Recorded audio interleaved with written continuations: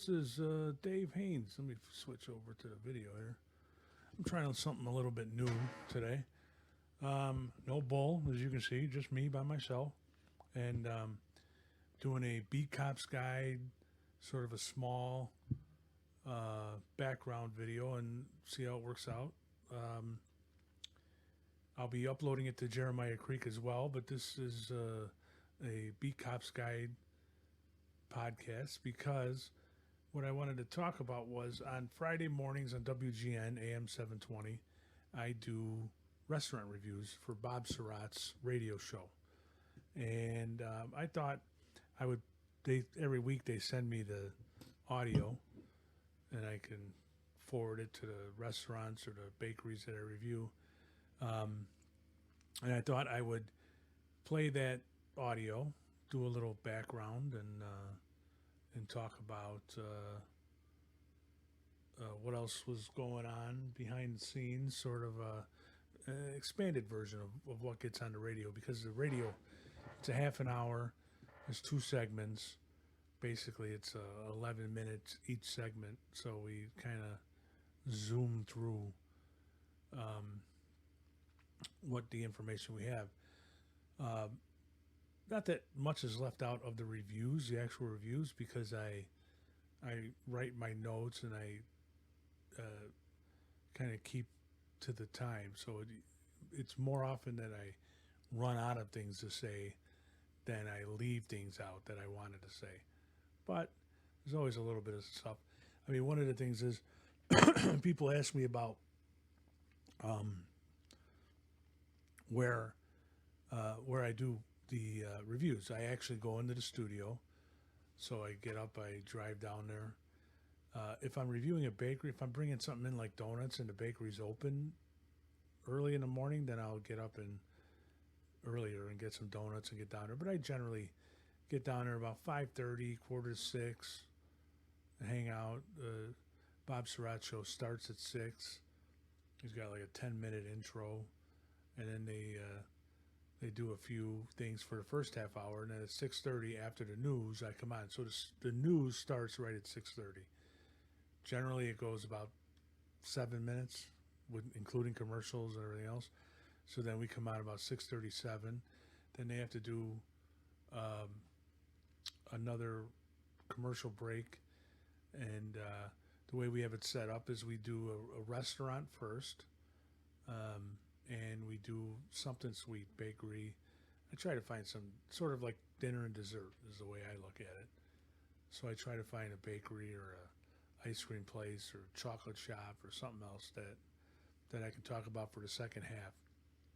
So why don't I play this morning's review? So this is September 29th, 2023. I will play this morning's review, and then I'll see if there was anything that I left out, and then if anybody wants to send questions or whatever to beatcopsguide@gmail.com, I'll answer them. So let's see how this works.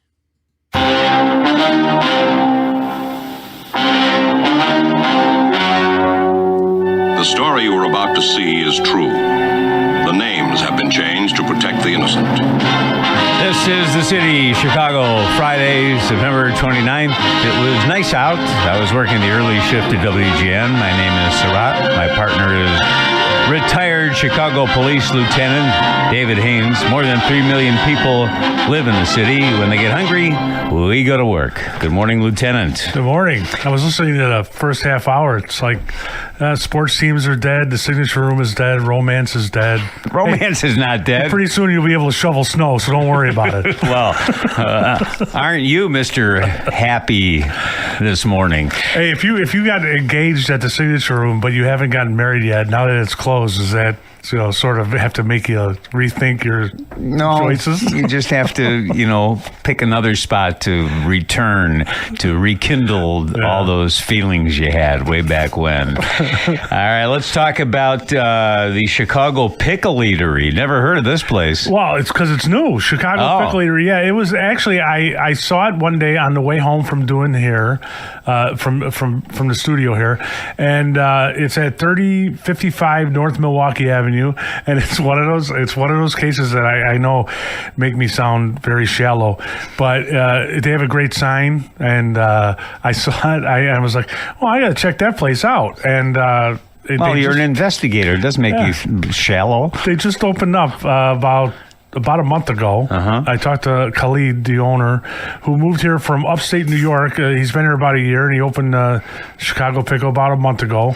It does have a sort of a New York City bodega feel, although it's much cleaner than any bodega I've ever been in New York City.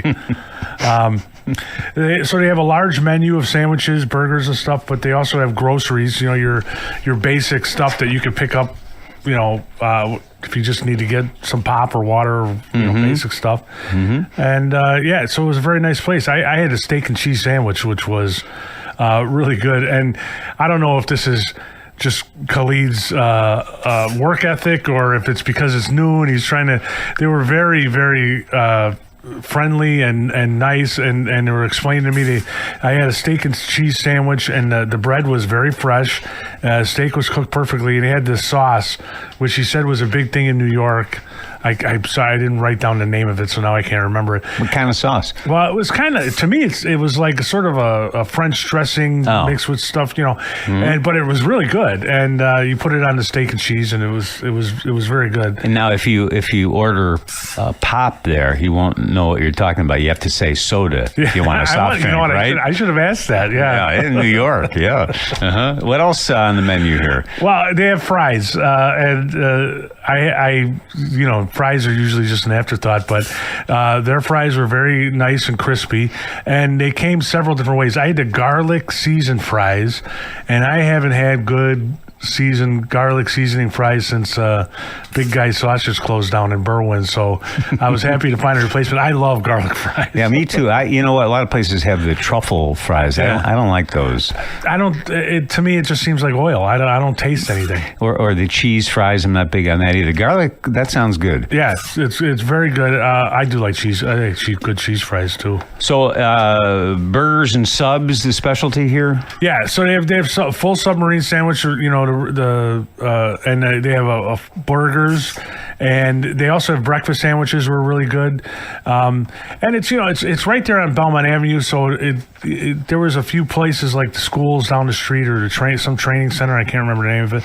So there's a lot of people around, but they moved pretty fast, and there was a few people there getting stuff, but the service was fantastic and the food tasted great. So breakfast sandwiches, so they're open in the morning, huh? Yeah. So they open up in the morning and they have bacon, egg, and cheese sandwiches and stuff. It was really good to know about this new place, Chicago Pickle Eatery, 3055 North Milwaukee Avenue in Chicago. All right. And Khalid is looking for new customers. So if you go in there, tell him you heard about it here. So will you get a free pickle? I might. I don't know. After the break, we'll get to where these luscious looking coffee cakes came from. Are those coffee cakes? Those are coffee cakes, yeah. Wow. It's a trip down memory lane for me. All right, that's next. It's our Friday Food Police Report from Lieutenant David Haynes. And tell us about this bakery. Well, okay, I went to a bakery, and actually it was, I think this is a recommendation from Andy Mazer, believe it or not. Oh, is that right? Yeah. But I went to Rudy's Bakery at 2038 West Roscoe, which has been a bakery since I was a very small child.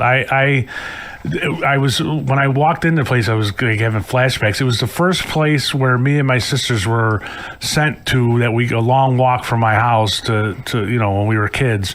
Sunday mornings after church for a treat, we can get coffee cakes. So I brought some coffee cakes on. Yeah, they look great too. So this place, did it look the same? It looked exactly the same. I mean, to the point of the front of the place, I don't think it's been painted since I was a kid. But so it's very old and it's dated and. But I talked to Rudy, the owner. He was a very nice old guy. And I actually had meant to talk about this place a few months ago because Retro on Roscoe is my favorite street fair, but I missed it that week. I don't know why. Roscoe Village is a cute area, isn't it? It's beautiful. You can walk around. It's basically from Damon to Western on Roscoe. Has all kinds of little shops, little nice little restaurants, and it's a great place to walk around. Everybody has a dog, which was a little strange. They're all like 20-somethings. And they all walking their dogs. There's a million dogs out there if you want to. And Rudy's Bakery, do you know Rudy? Is there a Rudy? There is a Rudy. I met Rudy. He's like a very nice old guy who obviously has been doing this a long time. And he answered the phone when I called, and he's the one that took care of me when I went in there. I didn't see any other employees other than Rudy. So I don't know if I don't who knows with COVID. Maybe he is really it's a one-man show, or maybe they were just off today. Was he there back in the day when you used to go there? I don't think so, because I asked him. It used to be called Hex when I was a kid. And so if anybody grew up around North Center, if you remember Hex Bakery, this is a place that used to be Hex Bakery. All right. So besides these lovely coffee cakes, so what do you like there? Well, they have. I also had to get what I used to get when I was a little kid was the big butter cookies. They look like a big swirl butter cookies, not the little ones with all the decorations on them. I mean, just straight big butter cookies. I got one of those. And Old school, yeah. They have bakery donuts and sweet rolls, which are the same as coffee cakes, but for one person. So I brought in the apricot coffee cake, which is my favorite coffee cake, and then pecan, which is apparently on Google reviews their favorite. So yeah, sounds good. Looks good. Very good. Yeah, and what else they have? They have ice. They do have the cookies with the icing on them for the little kids and stuff. If you bring kids in there. And so, can you sit down there and eat in the place? No, it's a takeout. It's a takeout place. Only they didn't have any tables. But like I said, if you're walking down the street, there's coffee shop not far away that you can sit down and coffee and eat your pastry. So as long as we have a nice weekend coming up, and we have very few of these nice weekends left, if you want to go walk around the neighborhood, it's a great place to walk around. I'm glad you had a nostalgic visit to Rudy's Bakery, 2038 West Roscoe. It's hard to believe. It looked exactly the same as when I was a kid. Where did you grow up exactly? I grew up in Lincoln and Damon. Lincoln and Grace were Damon. And nice place. Nice place to grow up. When I grew up, there's the railroad tracks, the Ravenswood line runs going towards Wrigley Field, right? That was the bad neighborhood. Between my house and Wrigley Field was the bad neighborhood, and we used to walk through there to go to Cubs games. But now it's all $1 million houses and stuff. Well, you guys, I mean, who knows neighborhoods better than Chicago police officers? Yeah. Firemen, are they as knowledgeable? No, they only know their own neighborhoods and where the best shopping is to buy food for their I suppose garbage men, but police officers know their neighborhoods. They have to drive around all day. Yeah, look at them for sure. News coming up at the top of the hour from the Northwestern Medicine Newsroom. First, we have restaurant news, and I guess the big story today is about, well, it's not called the Hancock anymore, but the restaurant on top of 875 North Michigan Avenue. Why is it called the Hancock? I heard that when that was the first time I've ever heard them say it's not called the Hancock anymore. Well, I forgot. I guess it's because those offices moved out of the building. So, you got to, now it's just called by the address, but nobody calls it that. Right. It's the Hancock building. Why don't we change the name? Could we call it the Surratt building? That's a good idea. Did you ever go to the Signature Room? I have not. No, that's not my speed. Actually, I think I did go there for a drink many, many years ago, like on Valentine's Day. Yeah, you had to go for a special occasion. Yeah, and that's when you went. You're lining up at the elevator to get up there, and and then you're there and you're spending $25 for a beer. I don't know. It was not my speed.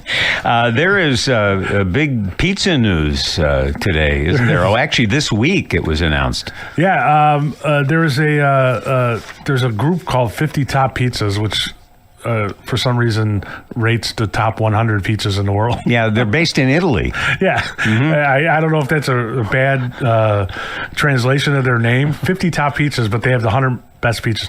And Spacca Napoli at 1769 West Sunnyside was voted one of the top pizzas in the world. And we've talked about him before. Jonathan Goldsmith, who is the owner there, is insane about the pizzas. I mean, he cares, is what you're saying, yeah, right? He really cares very much. And it was like the first time I met him was because he was doing some kind of charity work, left his door unlocked, and so we had to secure his door until he came back.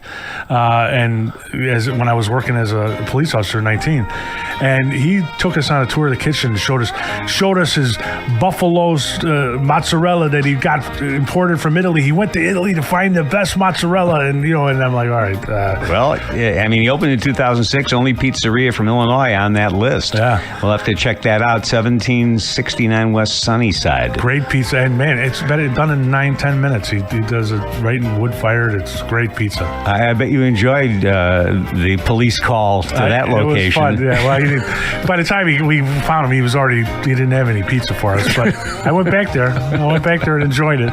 Good job. See you next week. All right.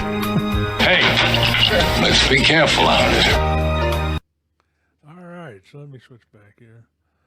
All right. So that's the review. That's the review I did today. And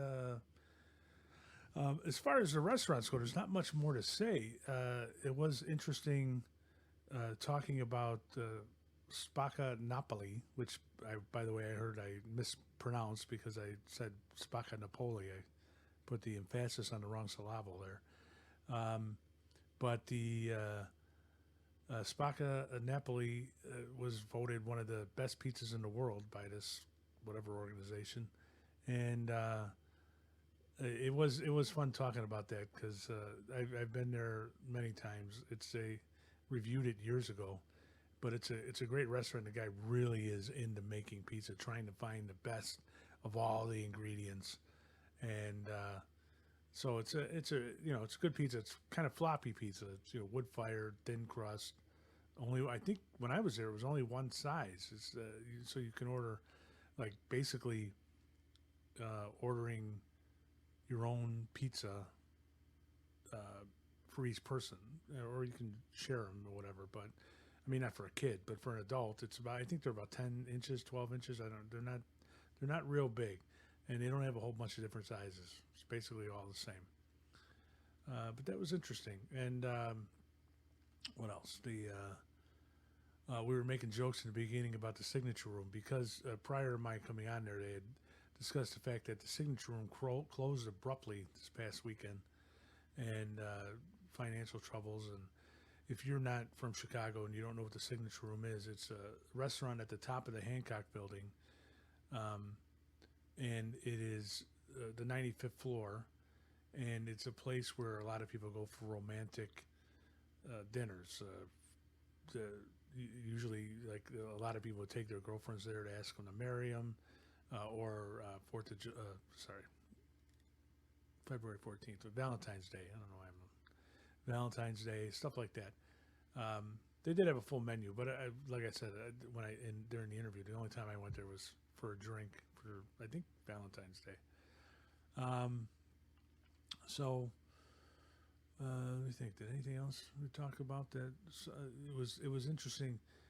I got caught up a little bit because I got caught by surprise when he asked me like where I grew up. So I grew up like Lincoln and Grace, and what I was trying to say was the railroad just to the east of me was like we were living just past on the good side of the tracks. The other side of the tracks when I was a kid was a fairly bad neighborhood. Fairly bad in the sense that you know gangs back in the 70s and the 80s were like you get beat up, not like gangs are today. We didn't have drug dealers all over the place, but it was considered a bad neighborhood when I was growing up, and now it is one of the high-end neighborhoods in Chicago. So yeah. All right, so I'm just trying this new little format to do these brief videos. If you watch it, let me know what you think. If you're watching it on Jeremiah Creek, Eventually, this is only going to be on B Cop's Guide.